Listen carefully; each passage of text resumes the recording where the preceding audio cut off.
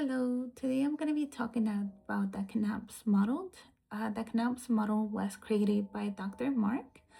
In 1978, he was a professor in Austin, Texas, um, and it consists of 10 different stages and can be broken down into three different phases: the establishing, maintaining, and coming apart. And I personally see it more as since it's broken down into 10 different stages, I see it more like the beautiful side and then the darker side of a relationship. Um, the beautiful side will be the first five stages, and the darker side, when everything is falling apart, sadly, it's the other five. And also this type of model can also be created or used for a friendship or something, but in my case I'm going to be talking more about a relationship between you and your significant others.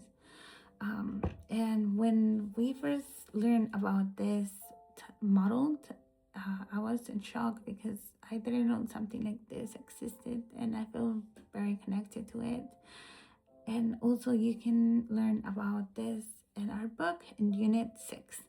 So, the first stage is the initiating stage, where it's the first impression. You're like, oh my god, who's this? It's either a good impression or bad, but we're gonna say in this case it's gonna be a good impression, okay? You're like, oh my god, who's this? And then there's the experimentation stage where you want to get to know that person more, where you start talking more like in a formal way because you want to know the basic things about that person. Then there's the intensifying stage when it's less formal. You talk to her, you know more about that person, you start to sharing more about your goals, your dreams, your what you're afraid of. And there's the integrating stage when it's not you or me, it's we, a type of thing. You guys are integrating into one. You guys are in the same boat, you guys want the same thing. And there's the bonding stage where basically your relationship has now a labeled, it's official now. You guys can either got married, have kids, move together, something, that type of bonding. And there's the differentiating stage where now things are coming apart and starting to slowly fall apart. And that differentiating stage, it's where you don't think about a we. It's like you think about yourself, your plans, your significant others too. He starts to think more about him. It's a me type of thing. And then there's the circumscribing stage where before, if something will bother you, you will express your feelings or your concerns to that person, but that will create a problem. And now at this stage, you decide to keep the peace. If something bothered you before, now you don't really tell your significant other. You just keep it to yourself, supposedly because you guys want to have a good relationship and you guys don't want to argue anymore.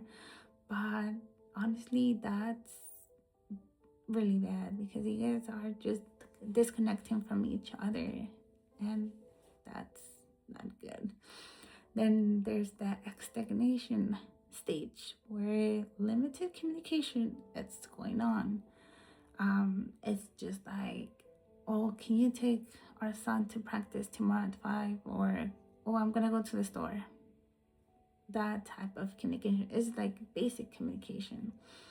And there's the avoidance stage where it's just not a avoiding communication with your partner, but also avoiding physical communication. You guys are in the same home, but not in the same place. you would rather be in your room and the other person would rather be outside or in the living room. You guys are not together anymore.